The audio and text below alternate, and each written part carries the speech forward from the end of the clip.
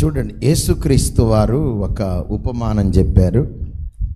ఆ ఉపమానంలో ఉన్న భాగం ఏంటంటే, ఒక వ్యక్తి ప్రయాణం చేస్తూ ఉన్నాడట.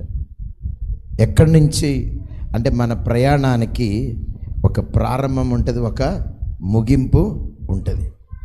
మీరు ఇంటి దగ్గర నుంచి ప్రారంభించారు, మీ ప్రయాణం ముగింపు ఎక్కడ ముగించబడ్డది? మందిరంలో ముగించబడ్డది. ఇప్పుడు ప్రయాణం చేస్తూ ఉన్నప్పుడు మన జీవితాన్ని కూడా ఒక ప్రయాణంతో పోల్చబడింది. అయితే అందుకని ఒక జాన్ బనియన్ అనే ఒక గొప్ప దైవజనుడు, ఇంగ్లాండ్ దేశము, ఆయన యాత్రికుని ప్రయాణం అని ఒక బుక్ రాశాడు. ఆ బుక్ బైబిల్ తర్వాత మరి బాగా ఎక్కువగా ఫేమస్ అయిన బుక్ అదేనట. అతను చాలా సంవత్సరాలు ఆ జైల్లోనే ఉన్నాడు. ఎందుకు జైల్లో ఉన్నాడంటే, యేసుక్రీస్తు వారి యొక్క సువార్తను ప్రకటిస్తూ ఉన్నందుకు. నువ్వు మతం మారుస్తాను అని చెప్పని ఇప్పుడే కాదు, 18వ శతాబ్దం నుంచి కూడా ఇదే వ్యతిరేకత క్రైస్తవ్యం మీద, శిష్యుల మీద, అపోస్తుల మీద, యేసుక్రీస్తు వారి మీద, ఈవెన్ ఇప్పుడు మన మీదనైనా. ఎందుకని ఇంత వ్యతిరేకత ఉందంటే, దేవుని శక్తి బలంగా పనిచేసే చోట దుష్టుడు ఏదో ఒక రీతిగా ఆపు చేయటానికి, ఆటంకపరచటానికి దుష్టుడు ఎవరెవరినో వాడుకొని దేవుని శక్తిని ఇతరుల మధ్యలోనికి తీసుకొని వెళ్ళకుండా, దేవుని కార్యాలు జరగకుండా, దేవునికి ఎప్పుడు కూడా సాతానుడు అడ్డుగానే నిలబడతా ఉంటాడు. దీనిలో ఏ శక్తి లేనప్పుడు, యేసయ్యలో ఏ శక్తి లేనప్పుడు, యేసయ్య మాటల్లో ఏ శక్తి లేనప్పుడు ఎందుకు అడ్డుకోవాలి, ఎందుకు ఆటంకపరచాలి అంటే, దేవుని యొక్క మాట, దేవుని కార్యాలు, క్రైస్తవ్యము అది ఏంటిదంటే కొరుకుడు పుండు పాకినట్టుగా బాకుతుందట. ఇది విస్తరిస్తూ ఉన్నది. కాబట్టే దీన్ని ఆపు చేయటానికి దుష్టుడు ఏదో ఒక రీతిలో ప్రయత్నము చేస్తూ ఉన్నాడు. అందుకనే వ్యతిరేకతలు అనేవి జరుగుతూ ఉంటాయి. కాబట్టి మనం వ్యతిరేకతల వైపు చూడొద్దు, కానీ దేవుని శక్తి వైపే మనము చూడాలి. హల్లెలూయా, హల్లెలూయా. కాబట్టి ఆయన్ని ఆ విధంగా బంధించినప్పుడు గొప్ప పుస్తకం రాసిండు. కాబట్టి ఆయన దేన్ని ఆధారంగానంటే, ఇక్కడ హెబ్రీ పత్రిక 11వ అధ్యాయంలో అబ్రహాము ఏమంటాడంటే, 13వ వచనంలో, వీరందరూ ఆ వాగ్దాన ఫలమును అనుభవింపకపోయినను వందనము చేసి తాము భూమి మీద పరదేశులమును యాత్రికులమునై ఉన్నామని ఒప్పుకొని విశ్వాసము గలవారై మృతి పొందిరి. చాలు. భూమి మీద వారు ఏమనుకున్నారటంటే, భక్తులందరూ కూడా భూమి మీద వారు ఏమనుకున్నారట? మేము పరదేశులమును, చెప్పండి, పరదేశులమును యాత్రికులమై ఉన్నామని విశ్వాసం గలవారై ఒప్పుకొని మృతి పొందిరి. ఈ భక్తుడు కూడా ఇప్పుడు మనం చదివిన వాక్య భాగంలో కూడా ఒక మనుష్యుడు యెరూషలేము అనే ఒక ప్రాంతం నుంచి యెరికో అనే ఒక ప్రాంతానికి ప్రయాణం చేస్తూ ఉండట. ఏం చేస్తూ ఉండు? ప్రయాణం చేస్తూ ఉండు, జర్నీ. ఇప్పుడు మీరు ఆధార్ కార్డులు పట్టుకొని ఎక్కి ఫ్రీగా మరి దిగినంత తేలిక ప్రయాణాలు ఇప్పుడు ఉన్నాయి. ఇంటి ముందుకే బుక్ చేస్తే ఆటోలు వచ్చి తీసుకొని పోయే ప్రయాణాలు ఉన్నాయి. లేదా బైకులు వాడుకొని ఆడెక్కి ఆడ దిగే ప్రయాణాలు, ఆటోలు ప్రయాణాలు, ట్రైన్ ప్రయాణాలు, ఫ్లైట్ల ప్రయాణాలు. ప్రయాణం ఏమైపోయింది? ఈజీ అయిపోయింది. వెరీ గుడ్, ఈజీ అయిపోయింది. ప్రయాణాలన్నీ కూడా ఈజీ అయిపోయినాయి. జీవితాలన్నీ కష్టమైపోయినాయి. జీవితం ఏమైంది? కష్టంగా మారిపోతుంది. ప్రయాణాలు ఈజీ అయిపోయినాయి, జీవితం అనేది చాలా కష్టంగా మారిపోతూ ఉంది. అయితే ఈ ప్రయాణాలు ఇప్పుడు ఇలా చేస్తూ ఉన్నాం. పాత నిబంధన కాలంలో, పాతకాలంలో ప్రయాణము బైకులు, కార్లు, ఫ్లైట్లు ఇవన్నీ ఏమీ లేవు. కాలినడకతోడే ప్రయాణం చేయాలి. కాలినడకతోడే మందిరానికి వచ్చేవాళ్ళు. మా నగరం వాళ్ళు అయితే కాలినడకతోడే గుంపు వచ్చేవాళ్ళు. కాలినడకతో గుర్తూరు నుంచి వచ్చేవాళ్ళు, సోమవారం నుంచి కూడా వచ్చేవాళ్ళు, కాలినడకతోటే వచ్చేవాళ్ళు. ఇప్పుడు చూడండి, కారుల్లోన తిరిగే తల్లికాడ కట్టే బట్ట కూడా ఏమవుతుందట, బరువు కనిపిస్తుందట. అంటే ఆ బరువు కూడా నేను మొయ్యలేనని ఎప్పుడూ పాడారు ఆ పాట. వాస్తవంగా ఇప్పుడు అంతే అయిపోయింది. ఇంత దొడ్డు బట్టలు వేసుకుంటే కూడా ఈ మొద్దుదాన్ని నేనేడ మొత్తం సింపుల్గా అగ్గిపెట్టిలో పెట్టే అంత చీర లేకపోతే మరి బట్టలు అయితే అది ఎక్కువ రేట్ అన్నమాట. ఇప్పుడు అంత ఈజీ అయిపోయింది, అంత ప్రయాణాలంతా ఈజీ అయిపోయినాయి, బ్రతుకులంతా అంత కష్టంగా అయిపోయినాయి కదా. హల్లెలూయా. కానీ ఏదో ఈ ప్రయాణము కాలినడకతో ఆయన ప్రయాణం చేస్తూ ఉండట. కాలినడకతో ప్రయాణం చేస్తూ ఉండే ఎక్కడి నుంచి ప్రారంభించినడా?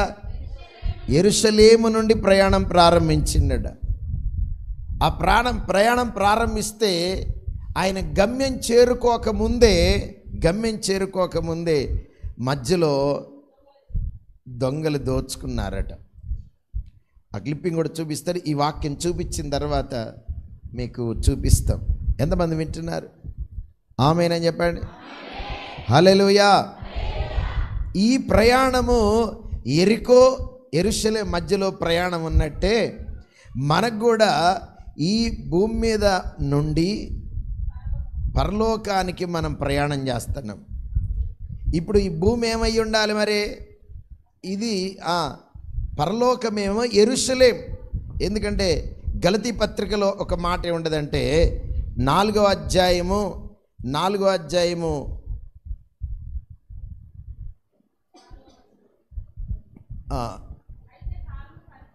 చూడండి 25వ వచనంలో ప్రస్తుతమందన యెరూషలేము ఇది కనుక పైనున్న యెరూషలేము స్వతంత్రముగా ఉన్నది, అది మనకు తల్లి. ఇప్పుడు యెరూషలేము ఎక్కడుంది అంటే పైన ఉన్నది. ఎక్కడున్నది? అందుకనే మీరు చూడండి ప్రకటన గ్రంథంలో 21వ అధ్యాయము, ప్రకటన గ్రంథం చూడండి 21వ అధ్యాయము 10వ వచనం, ఆత్మవశుడనయ్యున్న నన్ను ఎత్తైన గొప్ప పర్వతం మీదకి కొనిపోయి యెరూషలేమని పరిశుద్ధ పట్టణం దేవుని మహిమ గలదై పరలోకమందున దేవుని యొద్ద నుండి దిగి వచ్చుట నాకు చూపెను. యెరూషలేము ఆ పరిశుద్ధ పట్టణం, చాలు పరిశుద్ధ పట్టణం అది ఎక్కడుందంటే పరలోకమునందున్న దేవుని యొద్ద ఉన్నది. ఇప్పుడు భూమి మీద ఒక యెరూషలేము ఉన్నది, భూమి మీద ఒక యెరూషలేము ఉన్నది. ఈ యెరూషలేం పట్టణం అనేటువంటిది అన్యజనుల చేత త్రొక్కబడి ఈ భూమి మీద ఉన్న ఈ యెరూషలేము అనేది భూమి మీద ఉన్నది. కానీ 21వ వచనంలో దేవుడట, క్రొత్త ఆకాశమును క్రొత్త భూమి చూచి తిని, మొదటి ఆకాశం మొదటి భూమి గతింది, నేను నూతనమైన యెరూషలేము అనే ఆ పరిశుద్ధ పట్టణం తన భర్త కొరకు అలంకరించబడిన పెళ్లి కుమార్తె వలె సిద్ధపడి పరలోకము నుండి దేవుని యొద్ద నుండి దిగి వచ్చుట చూచి తిని. అనగా పరలోకం కూడా అది నూతన యెరూషలేము. ఇక్కడున్న పాత యెరూషలేము ఉన్నది ఎక్కడుంది? ఇజ్రాయెల్ దేశంలో యెరూషలేము ఉన్నది. మనకు పరలోకం మనకు యెరూషలేము అనేది పట్టణం ఉన్నది, అది పరిశుద్ధ పట్టణం. ఇప్పుడు మనం కూడా యెరూషలేమునకు ప్రయాణం చేస్తూ ఉన్నాం. ఎక్కడి నుంచి? సరే చూడ. ఓకే, స్తోత్రం, హల్లెలూయా. చిన్నపిల్లలు చక్కగా అర్థం చేసుకున్నట్లుగా వాక్యంలో చూపిస్తూ ఉన్నాడు దేవుడు. మనం కూడా దేవుని దగ్గర చిన్న బిడ్డల వలె దేవుని సంగతులను మనం హృదయపూర్వకంగా అర్థం చేసుకుంటే పెద్దోళ్ళకు ఉన్న కష్టాలు చిన్నపిల్లలకు ఉండవు. వాళ్ళు ఎప్పుడు నవ్వుతూ ఉండరు, ఏడితే జీవజల నదులే, కృష్ణా గోదావరి బ్రహ్మపుత్ర అన్నీ వాళ్ళ కళ్ళల్లో నుంచి ఆ ప్రవాహాలు బయలుదేరు కొట్టకపోవటమే. అందరూ నవ్వుతే నవరత్నాలు, 9 రకాల రత్నాలు వాళ్ళ ముఖంలో నుంచే కుమ్మరించబడతాయి. అంటే ఏడ్చినా ఏడవగలుగుతారు, మనకు నవ్వటం చేత కాదు, ఏడవటం చేత కాదు. ఎందుకో తెలుసా? వాళ్ళ హృదయం పవిత్రంగా ఉంటుంది కాబట్టి. హల్లెలూయా. కల్మషం ఉండదు కాబట్టి, అపవిత్రత ఉండదు కాబట్టి. అవునా కాదా చెప్పండి? చిన్నపిల్లలు ఏడిచినంత ఏడతారా మీరు? ఎవరన్నా చచ్చిపోవాలి అప్పుడు కానీ ఏడిపోతుంది, అంత ఏడుపు. అది కూడా దగ్గరోడైతేనే ఏడిపోతుంది, అది దూరపోడైతే అది కూడా రాదు. ఏమవును? నవ్వుతే కూడా ఏం నవ్వు తెలుసా? మీకు 3 తులాల బంగారు నెక్లెస్ అయితే ఓ ఎక్కడ నవ్వుతుంది మీకు. అంటే మీకు చాలా అధికమైన మీరు కోరుకున్నటువంటిది మీకు తీసుకొచ్చి పడితే మా ఆయన బంగారం అంటారు. బంగారం మెళ్ళో ఎత్తేనే మా ఆయన బంగారం అంటారు. లేకపోతే ఆ పాపిష్టోడు ఎప్పుడైనా నాకు ఏమైనా చేసి పెట్టిండా అంటారు. కాబట్టి మరి ఇటువంటి నవ్వైనా దుఃఖమైనా పిల్లల్లో ఎక్కువ వస్తుంది. వాళ్ళకి ఏం పెట్టకపోయినా కానీ కనీసం వాళ్ళు అడిగింది ఏదో ఒక 10 రూపాయలు ఇస్తే ఏం ఆనందం. వాళ్ళకి ఆనందానికి అంతే ఉండదు. వాళ్ళ హృదయం అంత పవిత్రంగా ఉంటుంది. దేవుని బిడ్డలారా, మన హృదయాలు కూడా దేవుని వాక్యాన్ని బట్టి, దేవుని ఆరాధించేటువంటి ఆరాధనను బట్టి మన హృదయాలు అలా మార్పు చెందాలి, చెందేటట్టుగా దేవుడు చేస్తాడు. నమ్మిన వాళ్ళు గట్టిగా ఆమేనని చెప్పండి. హల్లెలూయా. వాక్యం చెప్పేటప్పుడు నవ్వేటప్పుడు నవ్వాలి. ఒకళ్ళు ఏం చేస్తారు తెలుసా? అట్ట నవ్వుతానమేంది అంటే దీనికి నవ్వడం చేత కాదు. అందుకని నవ్వే వాళ్ళంటే వాళ్ళకి ఇష్టం ఉండదు. కాబట్టి సంపూర్ణంగా దేవుని వాక్యాన్ని బట్టి సంతోషించండి, ఆనందించండి. హల్లెలూయా. ఏడవండి. వాక్యం చెప్పినప్పుడు వాక్యాన్ని బట్టి కన్నీళ్లతో ప్రార్థన చేయండి. మీ హృదయాల్ని కరగదీయండి. మీకున్న హృదయానికి ఉన్న కరుకుతనం అంతా కూడా తొలగిపోవాలి. వాక్యానికి స్పందిస్తున్నారా? కుర్చీలలో కూర్చొని హాయిగా వీటి వినండి, ఏకీభించండి. ఆమేన్. హల్లెలూయా. మీ హృదయపు వాకిటిలోనికి వాక్యము రానివ్వండి. దేవుని వాక్యము శక్తివంతమైంది. అది మూలగల్లోనికి, ఎముకల్లోనికి, హృదయపు తలంపుల్లోనికి వెళ్ళి ప్రతి ఒక్క స్థితిని శోధిస్తూ ప్రతి ఒక్క ఆటంకాన్ని, అడ్డుగోడలన్నిటిని కూడా తొలగించగల గొప్ప శక్తి దేవుని వాక్యానికి ఉన్నది. ఆమేన్.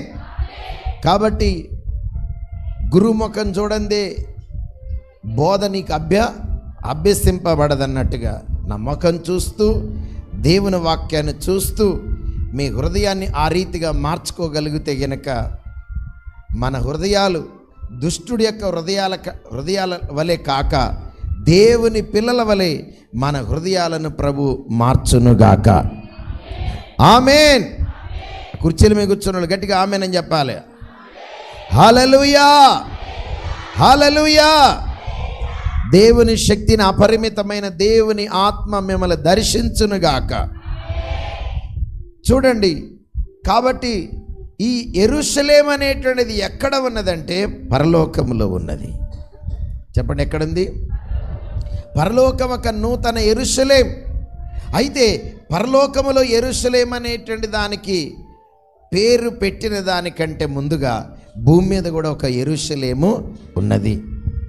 భూమి మీద యెరూషలేము ఎక్కడ ఉన్నది అమ్మా? కంట్రీ, యెరూషలేము కంట్రీ ఉన్నది.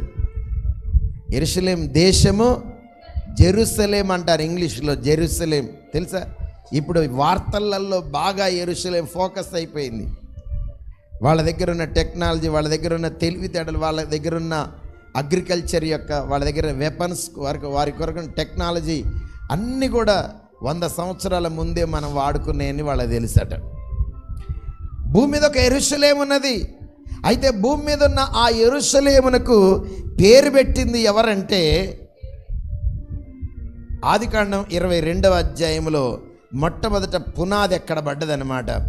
మన ఆది పితరుడు, మన విశ్వాసులకు తండ్రి అయిన, ఆ మాట చెప్తారు, కొద్దిగా పేపర్ లీక్ చెప్తారు.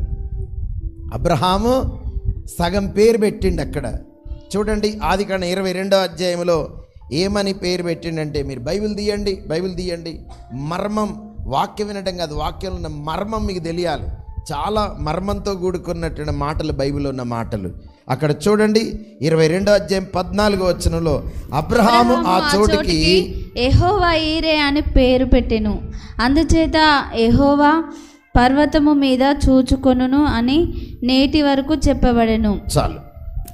చూడండి, ఇక్కడ అబ్రహాము ఏమని పేరు పెట్టినంటే ఆ కొండ మీద దేవుడే చూచుకొనును, దేవుడే చూచుకొనును అంటే కొడుకును బలియమంటే కొడుకును బలిగా ఇచ్చేటప్పుడు అయ్యో నా కొడుకు ఇట్లా అయిపోయింది కదా. మీ కొడుకులకు కొంచెం జ్వరం వస్తేనే కింద పడి కొట్టుకుంటూ ఉంటారు. పిల్లలకి ఏదైనా అయితే చాలు ఆరాధనని ఎగ్గొడతారు, లేకపోతే ఇంకేదైనా దూరం చేసుకోగలుగుతారు. అవసరమైతే దేవుడిని వదిలిపెడితే నీ కొడుకు బతుకుతాడంటే దేవుని కూడా వదిలిపెడతారు. కానీ అంత త్యాగము ఏదైనా కొన్ని పరిస్థితులు ఏర్పడినప్పుడు వారు మరి చాలా ప్రేమించినటువంటి ఆ బిడ్డల కొరకు ఏదైనా చేయగలుగుతారు కదా. కానీ దేవుడు తన కుమారుని బలిగా కోరినప్పుడు, ఆయనకు ఒక విషమ పరీక్ష వచ్చినప్పుడు అక్కడ ఆయన ఈ పేరు పెట్టండి. ఏమని పేరు పెట్టండి అంటే యెహోవా ఈరే. అందరనండి, యెహోవా నిస్సి, యెహోవా రఫా, యెహోవా సిద్కేన్, యెహోవా షాలోమ్, యెహోవా షమ్మా. ఈ యెహోవా అనేది మీకు అర్థమవుతుంది, కానీ ఈ పదాలన్నీ కూడా ఇవి మన పదాలు కావు. ఇందాక ప్రవీణ్ బాబు వచ్చింది కదా పాస్టర్, ఆయన మొత్తం హీబ్రూలో మొత్తం మాట్లాడదు. హీబ్రూ భాష మొత్తం కూడా వచ్చు. హెబ్రీ అంటే యెరూషలేము సిటిజన్షిప్ కలిగిన వాడు. హీబ్రూ మొత్తం వచ్చు, పదాలు, ఉచ్చారణ, ఆ యొక్క గ్రీన్ కార్డు, ఆ వారసత్వం కూడా ఉన్నది. మీరు చూసారో లేదు, యెరూషలేములో ఉన్న ఇశ్రాయేలీయుడు మన మందిరంలోకి వచ్చాడు. మన మందిరం, మన పరిచర్య కూడా దీవించబడుతుంది. హల్లెలూయా అని చూడటానికి తెలుగుడే, కానీ ఆ యొక్క రిలేషన్ ఉన్నదన్నమాట. ఓకే, ఈ యెహోవా ఈరే, ఈ పదాలన్నీ కూడా హెబ్రీ పదాలు అన్నమాట. వాటికి అర్థాలు అందరు కూడా భక్తులు వాళ్ళ అనుభవాలలో నుంచి పెట్టారు. ఇక్కడ అబ్రహాము కూడా మన పితరుడైన అబ్రహాము ఆ పేరు పెట్టండు. ఏమని పేరు పెట్టండు? యెహోవా ఈరే. అందరు అనండి. ఈరే అంటే ఏంది? ఈరే ఈరే అంటాను అని అంటారు. దానికి అర్థం ఏంటంటే యెహోవాయే చూచుకొనును. అందుకని పాటలో కూడా ఒక మాట ఉంది కదా, యెహోవా ఈరేగా నీవై ఉన్నావు, నా అవసరమంతా తీర్చుచున్నావు. అందరు చెప్పండి, యెహోవా ఈరేగా నా అవసరమంతా తీర్చుచున్నావు. స్తోత్రమయా స్తోత్రమయా. అందరు బాడరా. రాజా స్తోత్రమయా స్తోత్రమయా స్తోత్రమయా. నా యేసు రాజా స్తోత్రమయా. యెహోవా ఈరేగా నీవై ఉన్నా, యెహోవా ఈరేగా నీవై ఉన్నావు, నా అవసరమంతా తీర్చుచున్నావు. నా అవసరమంతా తీర్చుచున్నావు. స్తోత్రమయా స్తోత్రమయా. నా యేసు రాజా స్తోత్రమయా. యెహోవా రాఫాగా నీవై ఉన్నావు, యెహోవా రాఫాగా నీవై ఉన్నావు, నా రోగమంతా సిలువలో భరించి ఉన్నావు, నా రోగమంతా సిలువలో భరించి ఉన్నావు. స్తోత్రమయా స్తోత్రమయా. నా యేసు రాజా స్తోత్రమయా. హల్లెలూయా. ఏదైనా అవసరం వచ్చినప్పుడు మీరేమనండి? యెహోవా అనండి ఒకసారి. అయ్యో ఎట్లా అనండి? యెహోవా ఈరే. దేవుడే చూసుకుంటాడు. ఏ విషయాల్లో నీ అవసరతలలో, మీ అవసరతలలో మీకున్న అవసరతలు చాలా అవి పెద్దగా ఉన్నప్పుడు, అయ్యో ఇది లేదు కదా. ఓసారి పెట్రోల్ డీజిల్ లేదు దాంట్లో, కారు జేబులో డబ్బులు లేవు, దాంట్లో డీజిల్ లేదు. ఏమన్నా యెహోవా ఈరే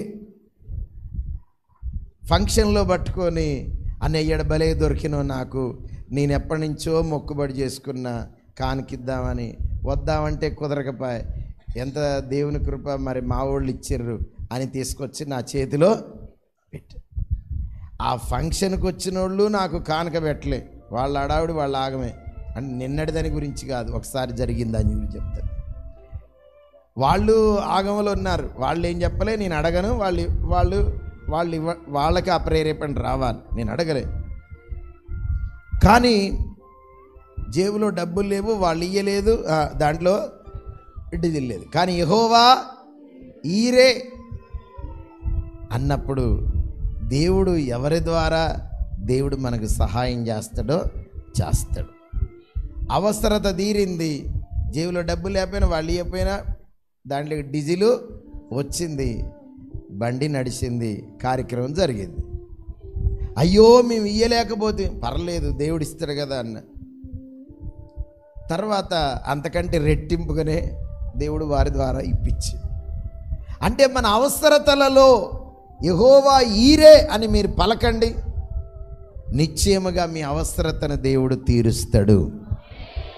ఒకసారి రైల్వే స్టేషన్లో నేను వెళ్తా ఉన్నాను, అప్పుడు టికెట్ కొనలేదు. ఒకవేళ ఆ యొక్క టీసీలు కలిస్తే వాళ్ళకు ఒక నమస్కారం పెడితే కాలేజీ స్టూడెంట్స్ కాబట్టి ఏమనరు అన్నట్టుగా వెళ్ళిపోయేవాళ్ళం.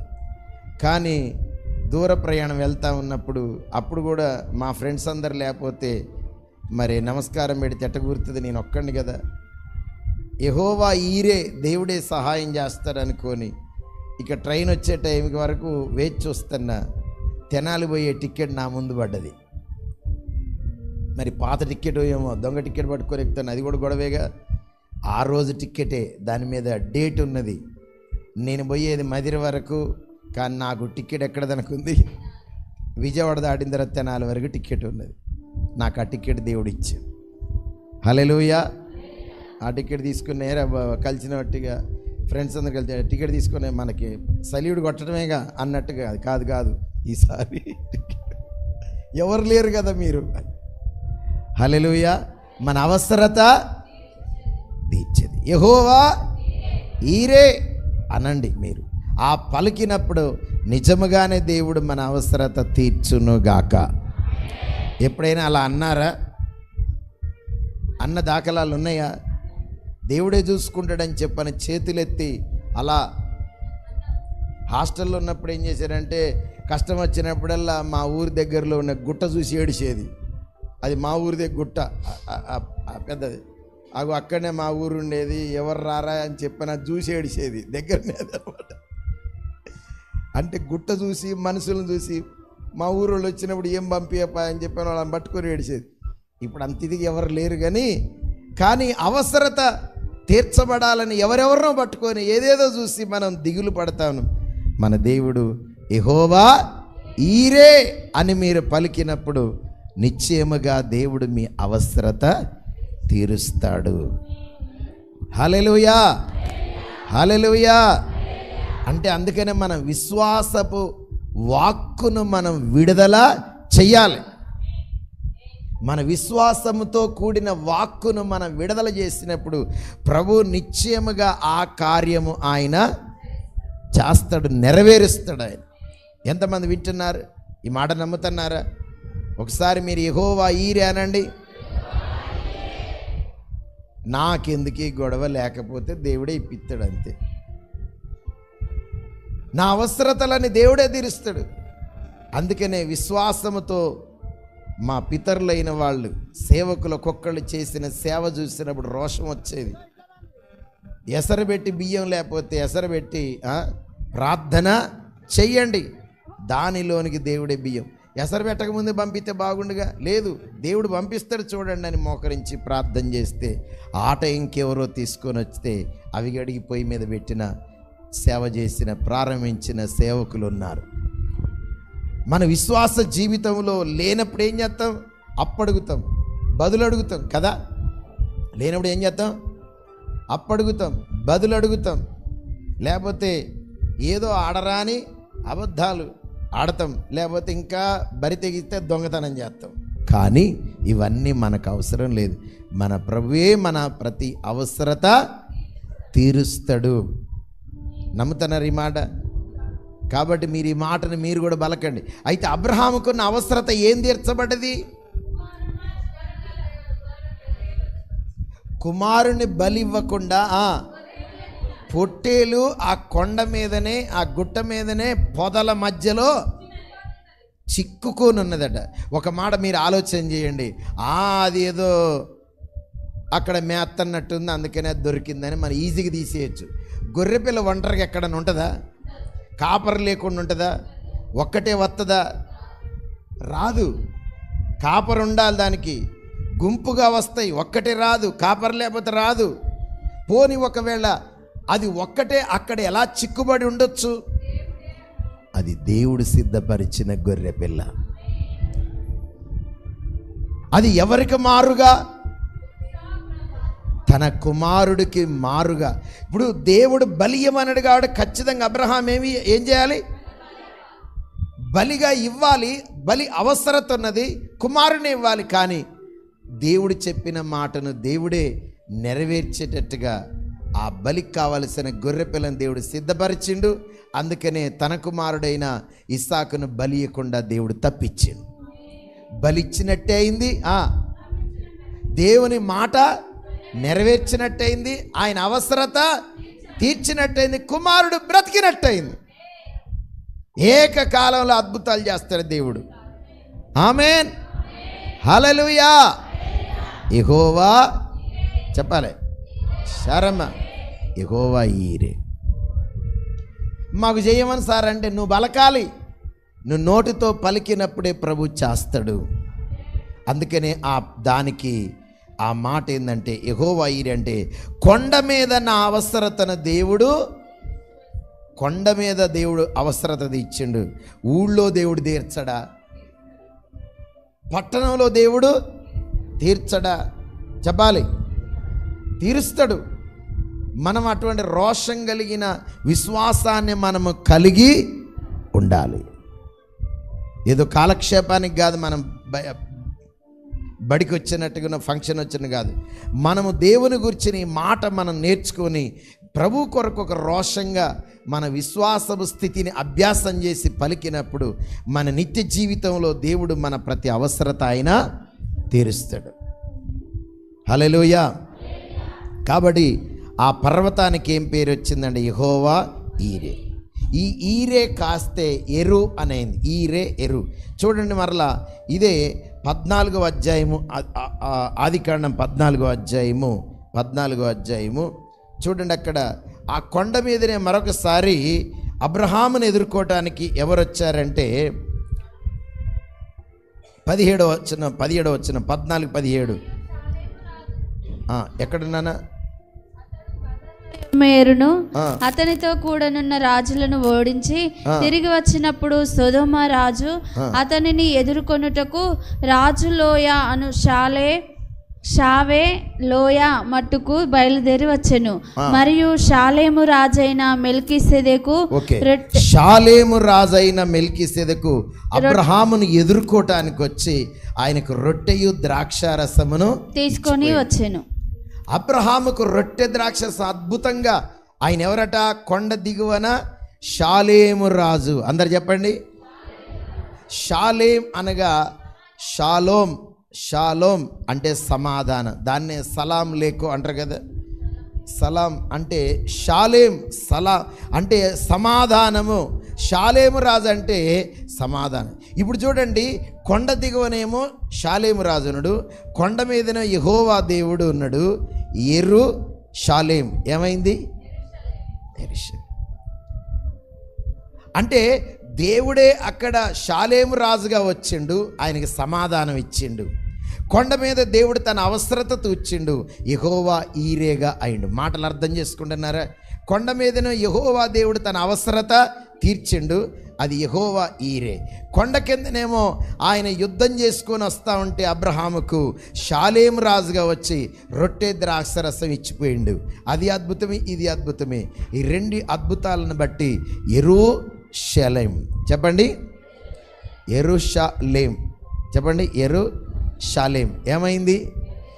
యెరూషలేం అంటే ఈ రెండు పదాల కలయికతోటి ఆ యొక్క అబ్రహాం అయిన పితరుడైన అబ్రహాముకు అద్భుతంగా దేవుడే అవసరం ఇచ్చి దేవుడే సమాధానం ఇచ్చినట్టుగా దేవుడే ఆయనకు సమాధానం ఇచ్చిన దాన్ని బట్టి యెరూషలేం అనగా సమాధానపు రాజు పట్టణము, దేవుడే అవసరతలు తీర్చే పట్టణము యెరూషలేం. హల్లెలూయా. అందుకని దీని మీద జయరాజయ్య గారు ఒక పాట రాశాడు. ఏమని? యెరూషలేమా యెరూషలేం యెరూషలేమా యెరూషలేం యెరూషలేం యెరూషలేమా యెరూషలేం యెరూషలేం యెరూషలేమా యెరూషలేం యెరూషలేం యెరూషలేమా యెరూషలేమా యెరూషలేమా యెరూషలేమా యెరూషలేమా యెరూషలేమా యెరూషలేమా యెరూషలేమా యెరూషలేమా యెరూషలేం యెరూషలేం యెరూషలేమా యెరూషలేం యెరూషలేమా యెరూషలేం యెరూషలేం యెరూషలేమా యెరూషలేం యెరూషలేం యెరూషలేమా యెరూషలేమా నీ గుమ్మములు ఎంతో ప్రియములు, యెరూషలేమా నీ ప్రాకారములో నెమ్మది కలుగును, యెరూషలేమా నీ గుమ్మములు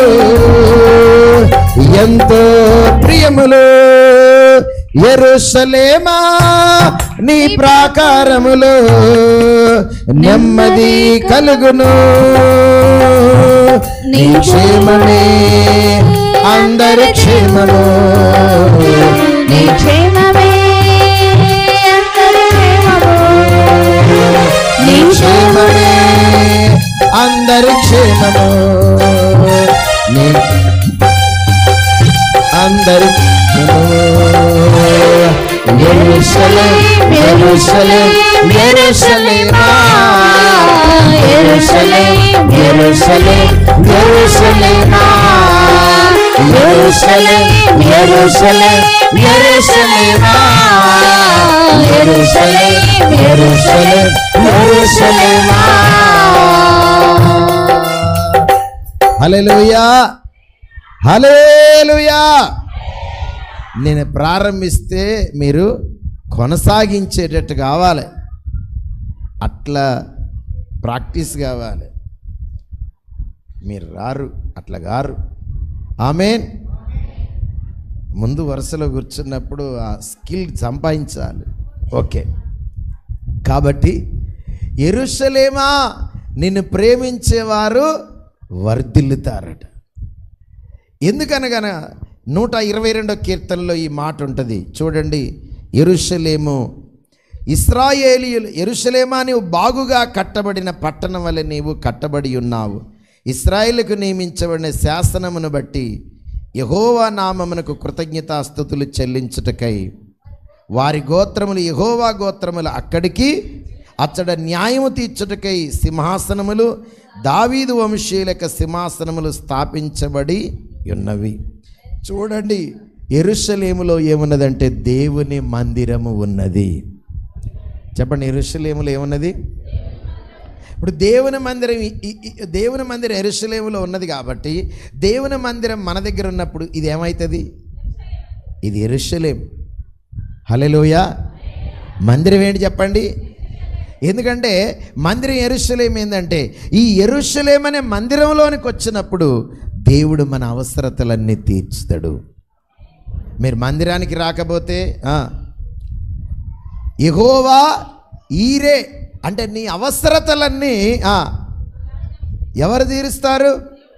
ఎట్ట తీరుస్తాడు? మందిరానికి రాకపోతే. కొంతమంది మందిరానికి రావటం కొరకన్నా దేవుడు అవసరతలు తీరుస్తూ ఉండు. ఏమో అట్లనన్నా నా దగ్గరికి వాళ్ళు రాగలుగుతారని. కాబట్టి మీకు సమాధానం, షాలేమనగా సమాధానం. ఎక్కడికి వస్తే మీకు సమాధానం దొరుకుతుంది? చెప్పాలి. బయట ఉన్నోళ్ళు కూడా, బయట ఉంటే కాదు, లోపలికి రండి. మందిరంలోనికి వస్తే మీకు ఏం దొరుకుతుంది? సమాధానం దొరుకుతుంది. మందిరంలోనికి వస్తే ఏం దొరుకుతుంది? నీ అవసరతలు తీర్చబడతవి. ఎంతమందికి ఎన్ని అవసరతలతో ఉన్నారు? డబ్బు అవసరత ఎంతమందికి ఉన్నది? గంప గుల్లెడు తీసుకొచ్చి నీ గంపలో గుమ్మరిచ్చిన నా అవసరతలు తీరవయ్యా అంటున్నారా? దేవుడు తన ఆకాశ వాకిళ్ళిప్పి ఆయన ఖచ్చితంగా పట్టజాలనంత విస్తారమైన దీవెనలు కుమ్మరిస్తాడు. ఆయన హల్లెలూయా తీరుస్తాడండి. మొన్న ఒక ప్రోగ్రాం ఫెయిల్ అయిపోయిందని ఎంత వేదనతో వచ్చి ప్రార్థన చేయించుకుంటే దేవుడు ఆత్మ ద్వారా ప్రేరేపించి, అమ్మా ఏంది గొడవ, ఆ ఆపద తర్వాత తీర్చబడుతుంది, వచ్చి ప్రార్థన చేయించుకుంటే ఆ ప్రోగ్రాం ఫెయిల్ అయింది కదా, ఒక మంచి ప్రోగ్రాం నీకు ఇవ్వబోతున్నానని దేవుడు చెప్పాడు. ఏం రందిపడవాకని. నిజంగానే 2-3 రోజుల్లోనే మంచి కాల్ వచ్చి పెద్ద ప్రోగ్రాం వచ్చింది. ఒక ప్రోగ్రాం ఫెయిల్ అయిపోయి దాంతో చాలా విసిగిపోయి నలిగిపోయినప్పుడు మరలా ఒక మంచి ప్రోగ్రాం నీకు ఇవ్వబోతున్నాను, నువ్వు నా సన్నిధికి రమ్మనని చెప్పానంటే దేవుడు నిజంగానే అటువంటి మంచి ప్రోగ్రాము ఇచ్చిండు. ఇచ్చిన తర్వాత అట్లనన్నా మందిరానికి వస్తాడేమో, రాడువాడు. కానీ దేవుడు అవసరతలు తీరుస్తాడు. మన అవసరతలను, మందిరానికి వచ్చినాడు మీ అవసరతలను తీర్చబడతాయి. మీరు మందిరానికి వచ్చినందుకు అవసరతలు తీర్చబడ్డాయా, లేకపోతే ఊరికినే తీర్చబడ్డాయా? చెప్పాలి. ఇది ఆయన యెరూషలేము. ఇది సమాధానం ఇక్కడనే దొరుకుతుంది మీకు. మీ గుండె నిండా భయం ఉన్నా, మిమ్మల్ని కీడు వెంటాడుతున్నా, లేదా ఒకవేళ మీ లోపల అసమాధానం కలిగేటువంటి పరిస్థితులు మీ లోపల దుష్టుడు ఒకవేళ కలగజేస్తున్నా, వాటన్నిటిలో నుంచి విడుదల కలిగించి గొప్ప సమాధానాన్ని దేవుడు మనకు మందిరంలోనికి వస్తే దేవుడు ఇస్తాడు. అందుకని కొంతమందికి మందిరానికి రాగానే ఏమొస్తుంది, ఎందుకని అంత నిద్ర వస్తుంది అంటే ఇంటి దగ్గర అంత సమాధానం లేదు. మందిరానికి వచ్చిన తర్వాతనే కాసే నెమ్మది దొరికి ఏమవుతుంది, నిద్ర. వాస్తవంగా దేవుని సన్నిధిలో సమాధానం సమృద్ధిగా ప్రభు ఇస్తాడు. హల్లెలూయా. మీ హృదయం నిండా సమాధానం పొందుకొని వెళ్ళట్లేదా? చెప్పండి. గొప్ప సమాధానంతో దేవుడు మిమ్మల్ని పంపిస్తాడు. ఆయన మీ అవసరతలన్నీ ప్రభు తీరుస్తాడు. ఆయన నిశ్చయంగా వాళ్ళ దగ్గర నుంచి అది వసూలు చేస్తాం మేము. ఆమె దగ్గర పోయి ముచ్చట పెడతానో, చెవుల్లో చెవు పెట్టి చీమ ముక్కు కనుక చీమకు తగిలిచ్చినట్టుగా నీ మనవడి దగ్గర పెట్టుకోరాదు. హల్లెలూయా. కాబట్టి యెరూషలేం అనేది దేవుడు దిగొచ్చి ఆయన అవసరం ఇచ్చి ఆయనకి సమాధానం ఇచ్చిండు. శత్రువుల మధ్యలో ఆ పోరాటం తీసివేసి షాలేము రాజుగా వచ్చి అబ్రహామును దీవించినప్పుడు ఆయనకి సమాధానం వచ్చింది. అవసరతలు ఇచ్చే దేవుడుగా, మన శత్రు పోరాటాలన్నిటిలో నుంచి విడిపించగలిగే దేవుడుగా మందిరంలో ఇదే రీతిగా దేవుడు మనల్ని అబ్రహామును దర్శించినట్టుగా, కొండ మీద ఈరే దర్శించినట్టుగా, అవసరం తీర్చినట్టుగా, కొండ కింద షాలేము రాజుగా వచ్చి దర్శించినట్టుగా మందిరంలో దేవుడు మనల్ని దర్శిస్తాడు. హల్లెలూయా. అలా దర్శించడు అనుకుంటున్నారా? అలాంటి నిరీక్షణ లేకుండా దేవుని సన్నిధికి వస్తున్నారా? టైంపాస్కి వస్తున్నారా? ఇదే గొప్ప యెరూషలేం, దేవుని మందిరం. ఆమేన్. మందిరానికి వచ్చి కాసేపు నిద్రపోతేనే అంత సమాధానం, వాక్యం వింటేనే అంత సమాధానం, దేవుని సన్నిధిలో ప్రార్థన చేస్తేనే అంత స్వస్థత, సమాధానం దేవుడు మన కొరకు సిద్ధపరిచిండు. ఇటువంటి యెరూషలేమును ఆ ప్రయాణికుడు ఏం చేసిండట?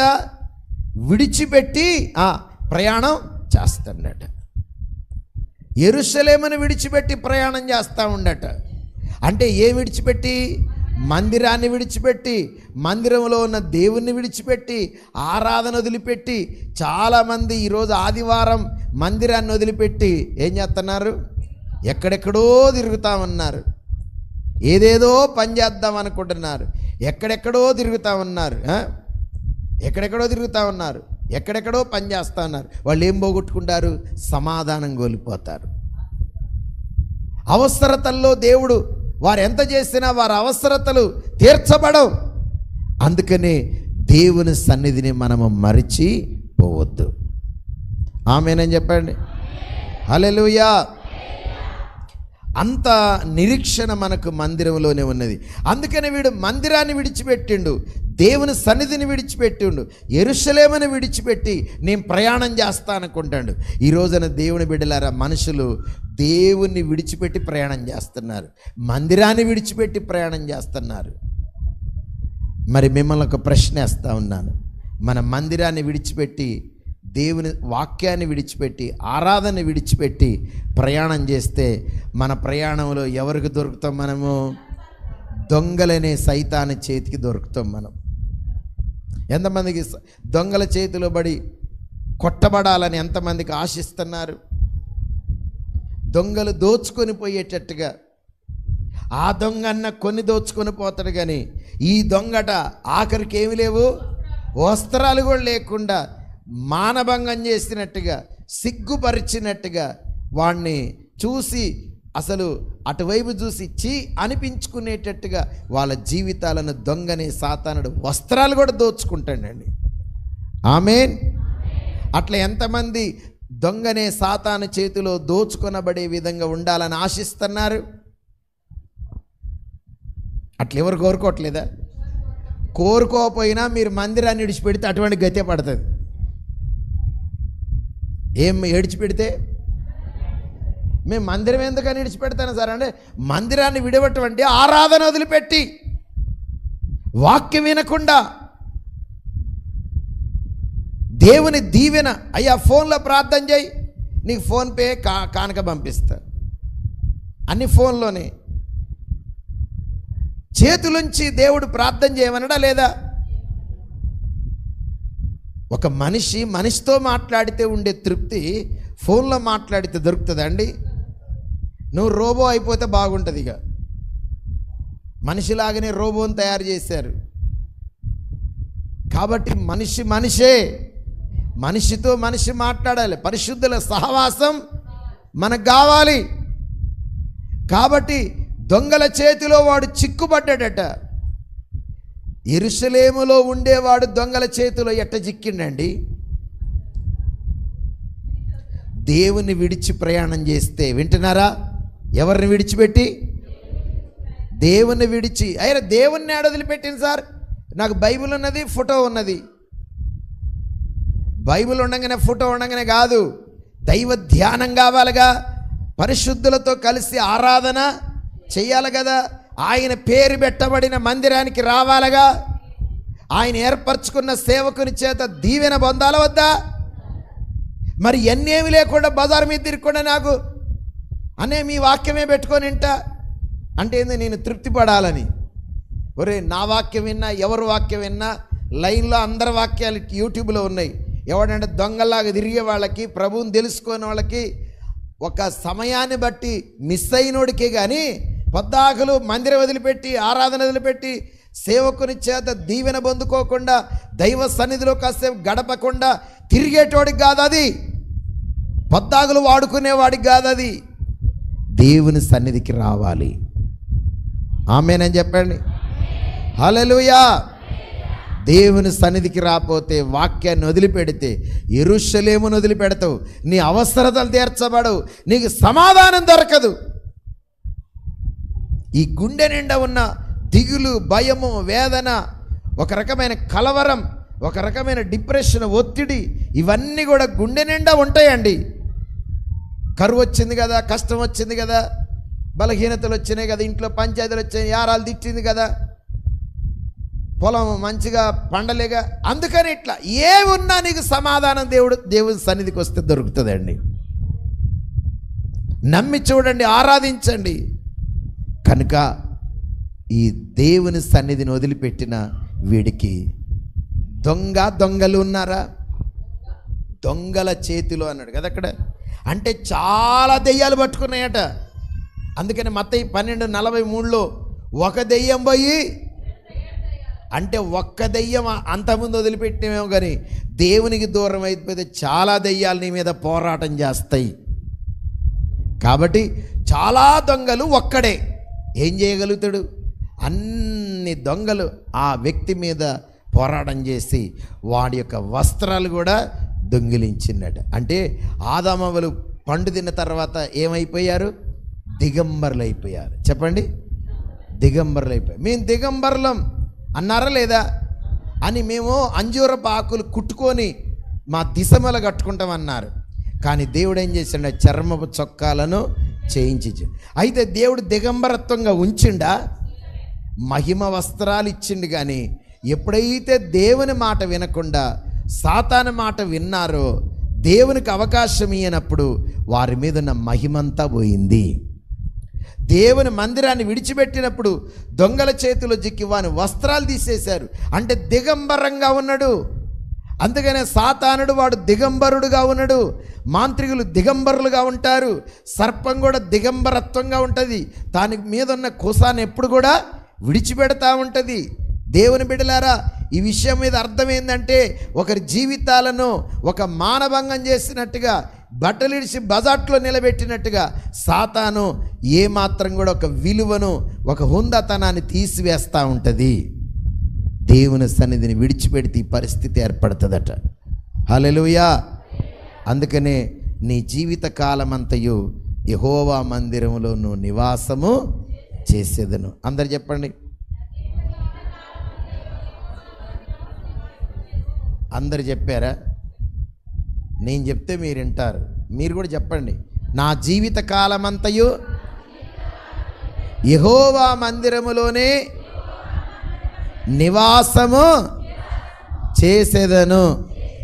ఆమేన్, ఆమేన్, ఆమేన్ అని 3 సార్లు మీరు సాక్ష్యం చెప్పారు. మరి తర్వాత మీరు అబద్ధమాడి మందిరంలో నివాసం చేయకపోతే మీరు అబద్ధీకులు. మీరేమవుతారు?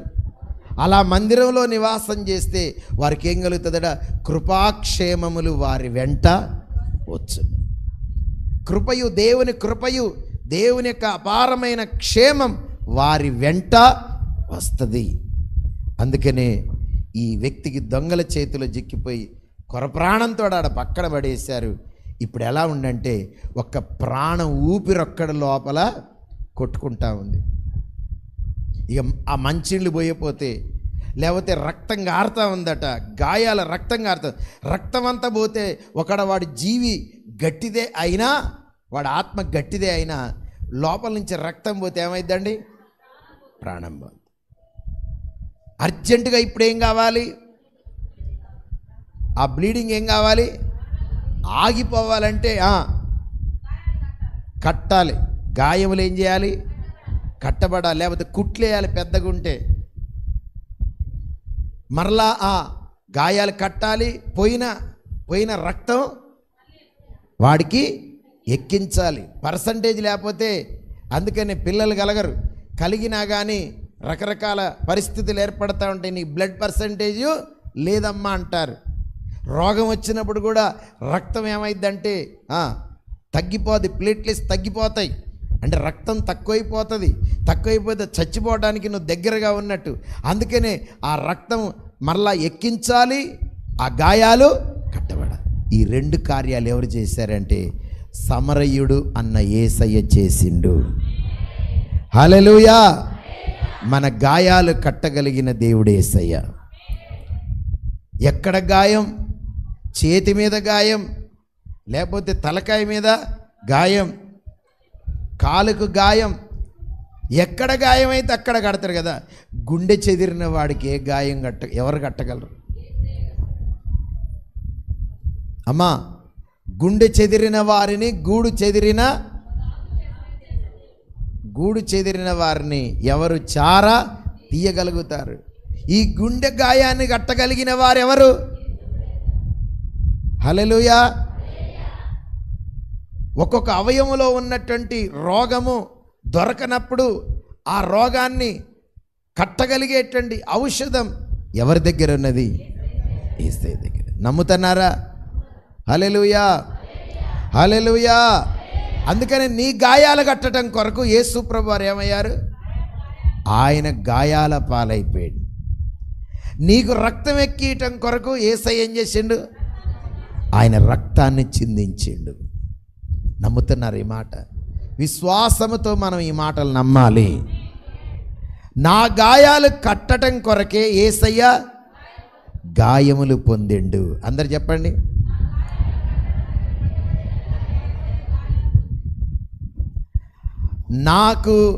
నాకున్న గాయముల ద్వారా కోల్పోయిన రక్తాన్ని లేకపోతే బలాన్ని యేసయ్య ఇవ్వటానికే నా కొరకు ఆయన రక్తము కార్చింది. అందరు చెప్పండి. మీరు లైన్లో ఆడున్నారు. అంత కరెక్ట్గా వస్తా అది తప్పడ అంటుంది. ఆమేన్. మీరు లైన్లో ఆడున్నారు లేరు. గట్టిగా హల్లెలూయా చెప్పండి. హల్లెలూయా. నీ రక్తం అంత సైతాన్ని శోధించే వాళ్ళకి ఎట్టుండే చెప్పండి? ఓ బలవంతులుగా కొవ్వు పట్టినట్టుంటారా? పీడించి పిప్పి చేస్తా సైతాన్. వాళ్ళు తింటుంటారు, తిన్నది ఆడబోతుందో కూడా తెలియదు. బాగా శోధంతో ఉన్నోళ్ళు అంతకుముందు క్రీస్తులోకి రాకముందు చేతులెత్తండి ఒకసారి. బాగా సైతాన్ని పీడించిన వాళ్ళు అంతకుముందురా ఆ ఎక్స్పీరియన్స్ ఎట్టుండేటోళ్ళు చెప్పండి? ఓ బక్కగా పీల్చుక తిన్నట్టుండేది. అసలు మొత్తం ఒళ్ళంతా పొట్టి చేప, ఎండిపోయిన చేపలాగా ఉండేది. ఎన్ని తిన్నా కానీ గొర్రె తోక బెత్తెడ అన్నట్టుగానే ఉండేది. అది ఎదగదు పాడలేదు అన్నట్టుగా. అంటే సాతాను శక్తులు ఉన్నప్పుడు వాళ్ళ తిండి అంతా అదే తినేస్తుంది. మళ్ళీ వాళ్ళ తిండి కూడా బాగా తింటారు. పెద్ద కోడి తీసుకొచ్చి నాకు మొత్తం పెట్టానంటారు. నిజంగా సైతాను మీదికి వచ్చినప్పుడు వాళ్ళు భయంకరంగా తింటారు. ఏందిరా వీడు దెయ్యమా లేప మనిషి అన్నట్టు తింటారు. కానీ అంత తిన్న తిండి అయినా వీళ్ళ ఒంటికి ఇమడదు. బలం ఎవడు దొంగిలించవచ్చు? దుష్టుడు దొంగిలిస్తాడు. తినేదేం వీళ్ళు, దొంగిలించేదేమో. అందుకనే నీకు బలము లేనప్పుడు, నీ రక్తాన్ని వాడు పీల్చుకున్నప్పుడు యేసయ్య తన రక్తాన్ని నీ కొరకిచ్చిండు. హల్లెలూయా, హల్లెలూయా. నీ గాయాలు కట్టగలిగిన శక్తి యేసయ్యకే ఉన్నది. ఆమేన్. నీకెక్కడ గాయమైనా, ఎక్కడెక్కడ గాయాలున్నాయి చేతులు ఎత్తండి. నాకు చూపిమని అంటలే కానీ ఎక్కడెక్కడ గాయాలున్నాయి, ఏమైనా గాయాలుంటే చెప్పండి. అరికేత్తనని కాదు, హైడ్రోజన్ పెరాక్సైడ్తో రుద్ది అయోడిన్తో కట్టి మరి కట్టు కట్టి బ్యాండేజీలు అన్నీ ఉన్నాయి ఇంటికాడ. నాకు అయ్యేం నాకు తెలియదు, అయ్యి అమ్మగారికి తెలుసు కానీ నాకు తెలియదు. కానీ యేసు ప్రభు వారి దగ్గర ఉన్నటువంటి ఆ మెడిసిన్ కంటే కూడా యేసు ప్రభు వారి దగ్గర తన వాక్కు బయలుదేర చేసి నీ గాయాన్ని కట్టి నీకున్నటువంటి కోల్పోయిన రక్తాన్ని ఇచ్చి నేను నిలబెట్టగల గొప్ప శక్తి యేసయ్యకు ఉన్నది. హల్లెలూయా. భయంకరంగా బ్లీడింగ్ అయిపోయి రక్తం శాతమంతా పోయి బాగా బలహీనంగా ఉన్న పరిస్థితుల్లో ప్రభువా ఆ కుమార్తెను టచ్ నాయన తాకయ్యా అని ప్రార్థన చేస్తే ఆగిపోయినటువంటివి ఎన్నో ఉన్నాయండి. ఆమేనని చెప్పండి. కోల్పోయిన ఆ శక్తి మరలా ప్రార్థన చేస్తే దేవుడు ఆ శక్తిని మరలా పొందుకున్న వాళ్ళు ఎంతోమంది ఉన్నారు. దేవుడు ఆ యొక్క సమరయుడి చేతిలో అందుకనే ద్రాక్షారసం ఉన్నది, నూనె ఉన్నది. నూనె అనగా దేవుని శక్తి, ద్రాక్షారసం అనగా రక్తము. మరలా బ్యాండేజ్ ఉన్నది, కట్టుకట్టేది. ఈ సమరయుడు ఎవరంటే, ఆ దారి మార్గంలో వచ్చి ఆదరించిన ఆ సమరయుడు ఎవరంటే యేసయ్యే. హల్లెలూయా. మంచి సమరయుడి కొరకు ఒకసారి చేతులు చప్పట్లు కొట్టండి ఒకసారి. మా మంచి సమరయుడా అని చేతు చెప్పి కొట్టండి. మా మంచి సమరయుడా, మా మంచి సమరయుడా, మా మంచి సమరయుడా, మా మంచి సమరయుడా. అందరు చాలు, ఆమేన్. అది నేను పాడిన పాట అంతే. గాయాలైనప్పుడు గాయపడిన వేళల్లో నా గాయములు కడిగిన దేవా, మీరు పడిపోయిన వానిని ఆ గాయాలు గట్టి కోల్పోయిన రక్తం ఇచ్చి తన వాహనం మీద ఎక్కించుకొని తీసుకొని పోయిన ఆ మంచి సమరయుడైన యేసయ్య ఈ రోజున కూడా మిమ్మల్ని లేపగలడు. ఒక చిన్న సాక్ష్యం చెప్తాను. ఒకసారి బండి వేసుకొని పోతున్నా, ఒక కొత్తగా వేరే వాళ్ళ బండి అడుక్కున్నా. ఆ సోకు అక్కడనే అయిపోయింది. ఏమైపోయింది, గట్టిగా ముందు బ్రేక్ ఎత్తే పల్టీ కొట్టి కింద పడ్డా. ఏడ తగలే, మోకాలు తగిలింది, మోకాలు పైన తోలు ఊడిపోయింది. ఇక అసలు మోకాలు అసలు లేవట్లే. ఆ బండి లేపారు, అందరు పక్కన వచ్చినట్టు వాళ్ళు లేపారు, తీసుకొచ్చి ఆడబెట్టారు. ఇంటికి వచ్చిన దగ్గర నుంచి ఇక కుంటివాడినయ్యా నాకు నడక నేర్పవా, గుడ్డివాడినయ్యా నాకు చూపుని అన్నంత పరిస్థితి ఏర్పడింది. ఎవరు సక్కిన వాళ్ళే హాయిగా కాసేపు అయ్యో అయ్యో అన్నారు, ఏసు రక్తం రాశారు, ప్రార్థన చేశారు. ఎవరు సక్కిన వాళ్ళు పండుకున్నారు. బాధున్నోడికి నిద్ర వస్తుందా? ఊకే ఇసుకిస్తానో పండుకునేదానికి అని చెప్పని మనల్ని ఏం చేస్తారు, పొద్దుందాకా ఒకటే ఇదే పొద్దుందా పని చేసి వచ్చినా తెల్లందానికి ఇదే మూలు కూడా పొద్దుందాకా ఇదే మూలు. మేము పండుకోవాలా చావాలా, పండుకో ఏం కాదు కానీ మాత్రం వేసి పండుకో మంచిగా, ఏంగా కళ్ళు మూసుకొని నిద్ర వస్తుంది. ఈ మూలుగుడికి నిద్ర ఏడొస్తుంది, వస్తుందా? చాలాసార్లు బాధ లేనివాడికి బాధ విలువేం తెలుస్తుందండి. వాడికి బాధలు లేవు కాదు, కడుపు నిండా తిండి తిని కంటి నిండా. మరి బాధ ఉన్నోడికి నిద్ర పట్టదు, తిండి ఎక్కదు. అందుకని ఏం చేస్తుంటారు, మూలుగుతూ ఉంటారు. చెప్పండి, ఏం చేస్తారు? మూలుగుతూ ఉంటారు. ఈ మూలిగేటోడికి మూలిగే వాడిని బట్టి పక్కన వాళ్ళు ఏం చేస్తారండి, నా నిద్ర జడగొట్టిన పాడబడేది పో అంట. వాడికి నిద్రపోయిందని బాధ, వీడికి నిద్ర రాదని ఆ అవస్థలతో మూలుగుతూ ఉంటారు. ఈ బాధలు ఎవరు తీరుస్తారు? ఇంటి వాళ్ళు కూడా తీరుతారా? ఎవడిది వాడే చూస్తారు. ఒకటే ఇంట్లోనైనా ఎంతమంది ఉన్నా కానీ మన ల్యాండ్ను సపరేట్గా అన్యుల్లాగా చూస్తారు. ఓరే మా ఇంట్లో వాళ్ళే నన్ను చూస్తారనుకుంటే బజార్లోడు ఎవడు చూడడు, కానీ మా ఇంట్లోడు చూస్తాడంటే ఇంట్లో కూడా నేను అన్యుడినేనే అన్నంత ఫీలింగ్ ఒక్కోసారి వస్తుంది. ప్రభువా నువ్వన్న ఒకసారి కనికరించరాదు నాయన అని మనం ప్రార్థన చేస్తే ఒక చోట మంచి సమరయుల్లాగా యేసయ్య గాడిద మీద ఎక్కి వచ్చి నా గాయం మీద ఆయన గాయపడిన హస్తము మోపిన తర్వాత తెల్లారి పొద్దున్న నుంచి లేచి నడిచిందండి. ఆ రాత్రి మీరు నమ్మండి నమ్మపోండి, వాష్రూమ్కి వెళ్ళడానికి యూరిన్కి వెళ్ళడానికి కూడా కర్ర తీసుకొచ్చి పడితే కర్ర మీద కూడా నిలబడలేకపోతున్నా. ఆ పరిచి ఇంత బతుకు ఇంటానుగా చచ్చినట్టుగా ఇంత ప్రార్థన చేసిన తర్వాత ఈ పరిస్థితి వచ్చింది అని చెప్పి రోషం వచ్చి కాసేపు వాక్యం పెట్టుకొని చాలాసేపు ప్రార్థన చేస్తే దేవుడే దిగి వచ్చి ఒక సమరయుడిలాగా వచ్చి వాక్యములో ఉన్న సమరయుడిలాగా యేసయ్య వచ్చి గాయపడిన దాని మీద ఆయన హస్తం పెట్టినప్పుడు నమ్మండి మీరు, నేను లేచి నడిచిందండి.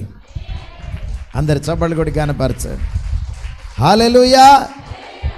ఎవరు మనల్ని పట్టించుకునేది చెప్పండి? యేసయ్య పట్టించుకునేది.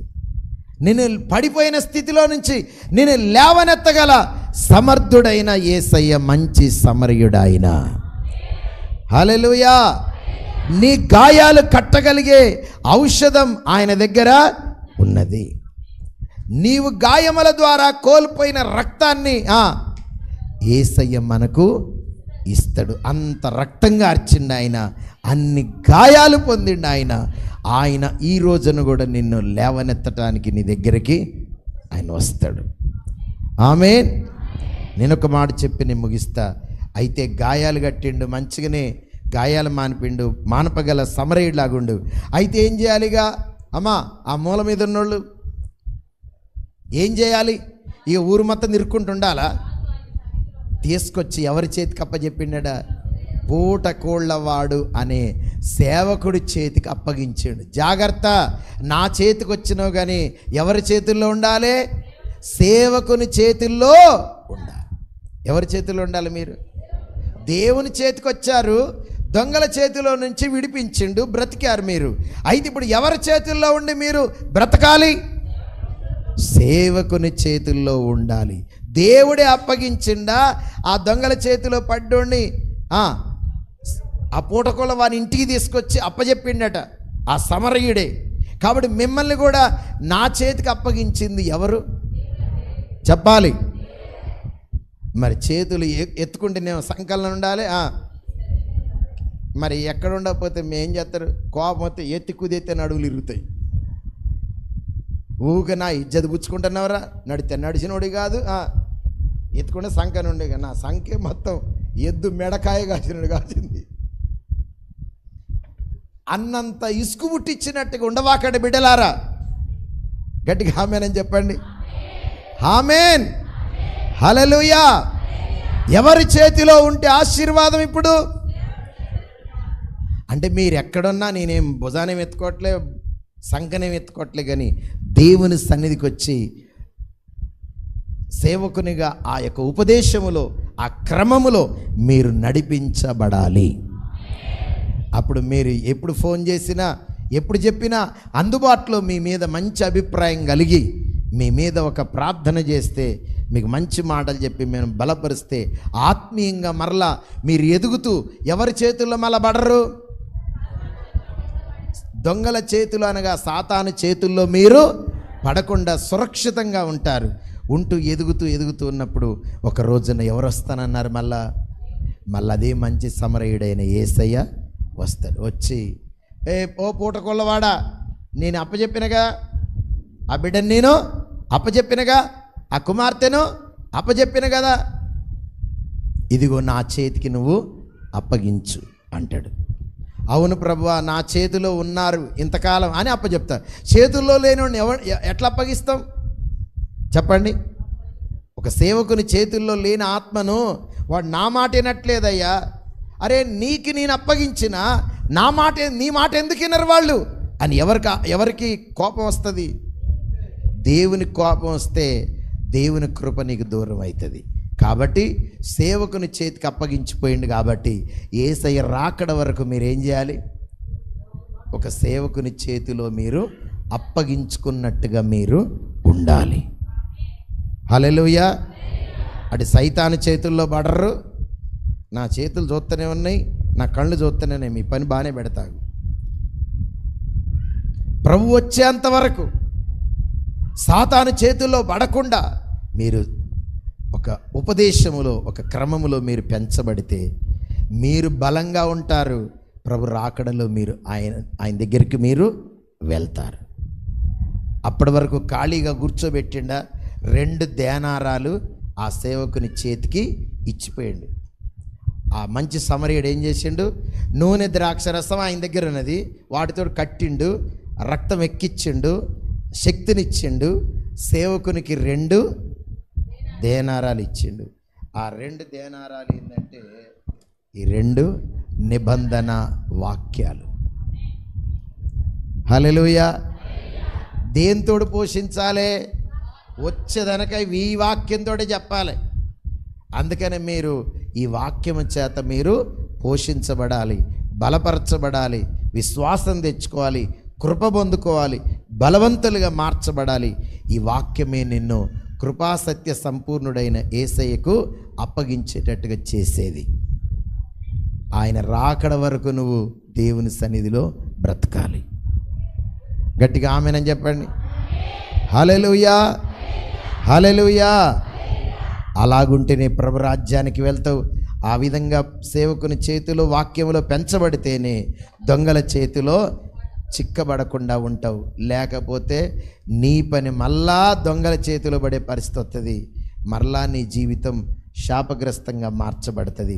అటువంటి భయంకరమైన స్థితి మీకు రావాలని నేను కోరుకోవట్లేదు, కానీ మీరు నమ్మకంగా దేవుని సన్నిధికి వచ్చి యెరూషలేం చెప్పండి, అనగా యెహోవాయే నా అవసరతలన్నీ తీర్చును. షాలేం అనగా నాకు కావలసిన సమాధానము యేసయ్యే ఇచ్చును. ఎక్కడికి వస్తే? మందిరానికి వస్తే. అటువంటి కృప దేవుడు మీకు దయచేయును గాక. ఆమేన్. ఎంతమందికి మీ హృదయానికి ఈ వాక్యం ఎక్కింది? ఎక్కిందా, దిగిందా? ఏదైనా ఉంటే దిగాలి, ఇది ఎక్కాలి. ఈ వాక్యం మీ లోనికి రావాలి, మీలో ఉన్నది దిగిపోవాలి. ఈ వాక్య ప్రకారంగా ఈ ధ్యానం చేస్తూ ప్రార్థనలు గడుపుతూ దైవ సన్నిధికి దూరం కాకుండా దేవునిలో బలవంతులుగా మీరు మార్చబడుదురుగాక. అందరం ప్రార్థన చేసుకుందాం. అందరం ప్రార్థన చేసుకుందాం. ఒకసారి లేచి నిలబడండి. మీరు నిలబడి ఉన్నారు కదా, మీరు కూర్చొని ఉన్నారు కదా, నేను నిలబడి ఉన్నాను కదా. మీరందరూ ఒకసారి లేచి నిలబడండి. మీ పిల్లలతో ఆడుకోవాకండి. మీ పిల్లలు ఎల్లప్పుడూ ఉంటారు, కానీ మరలా ఈ సన్నిధి మీరు మరలా మీకు ఆదివారం వచ్చేదనక దొరకదు. కాబట్టి మీరు అశ్రద్ధగా ఆయన సన్నిధిని వాడుకోవాకండి. ఒకసారి దేవుని మాటలను మీరు ఒకసారి ఆలోచన చేయండి. స్తోత్రం, స్తోత్రం, స్తోత్రం, స్తోత్రం. హల్లెలూయా, హల్లెలూయా. స్తోత్రం, స్తోత్రం, స్తోత్రం, స్తోత్రం, స్తోత్రం.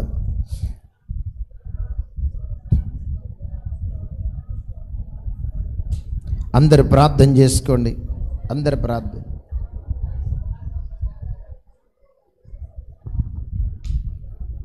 అందరు ప్రార్థన చేసుకోండి. మీరు యెరూషలేమును విడిచిపెడుతున్నారా? విడిచిపెట్టే మనసు దుష్టుడు మీకు ఒకళ్ళ పుట్టిస్తూ ఉన్నాడా? అందరూ ప్రార్థన చేసుకోవాలి. పాట ఏం పాడను కానీ అందరూ మాటలు దేవునికి చెప్పాలి.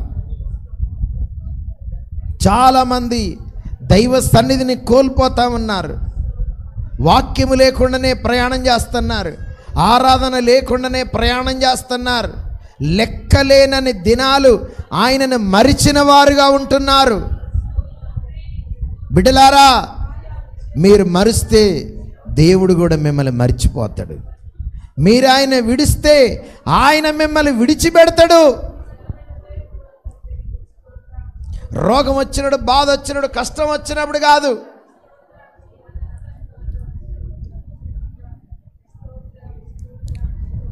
అందరూ నోరు తెరిచి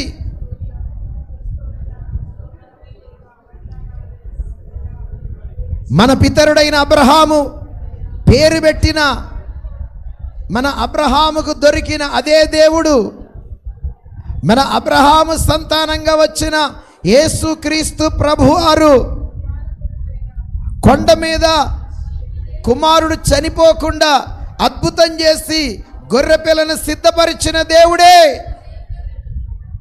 మనకు కూడా ఏదైనా సిద్ధపరుస్తాడు.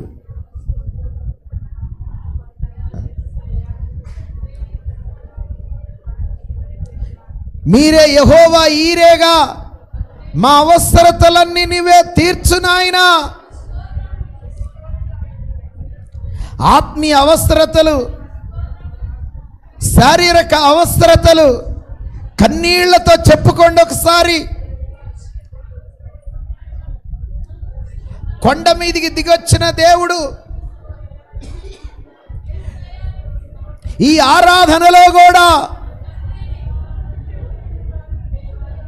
ఒక సాఫ్ట్ మెలోడీ. అందరు నోరు తెరిచి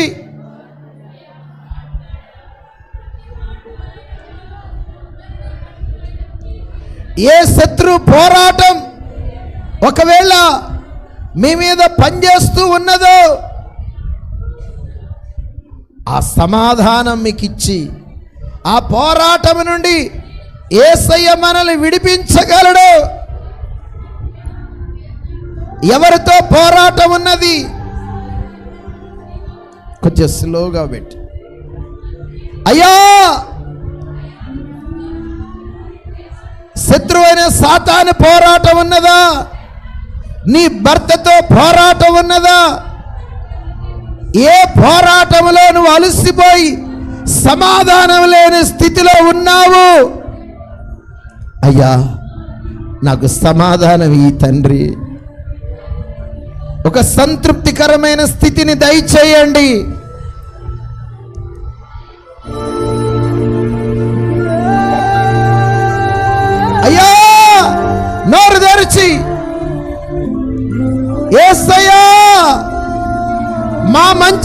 సమరయుడా,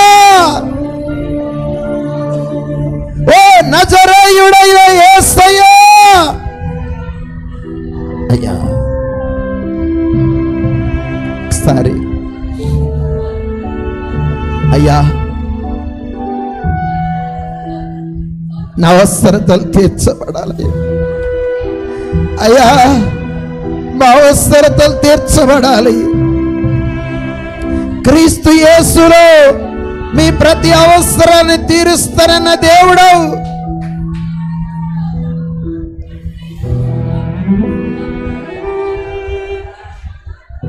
ఏమి తిందుమా ఆకాశ పక్షులను పోషించుచున్న దేవుడు ఇదిగో నిన్ను పోషిస్తానంటాడు. వస్త్రముల గురించి చింత, అడవి పువ్వులను అలంకరించిన దేవుడు నేను మిమ్మల్ని అలంకరిస్తానన్నాడు. అయ్యా మా అవసరతలు తీర్చండి, మా గుండె గాయములు కట్టండి అయ్యా. అయ్యా మేము ఎంత తిన్నా, ఏ మెడిసిన్ వాడినా, ఎన్ని బలమైన తిండి తిన్నా నేను బలహీనమైపోతున్నా, నా రక్తము తగ్గిపోతా ఉంది. అయ్యో నీ రక్తము నా కొరకు కార్చావు యేసయ్యా, నీ రక్తము నాకివ్వు నాయనా.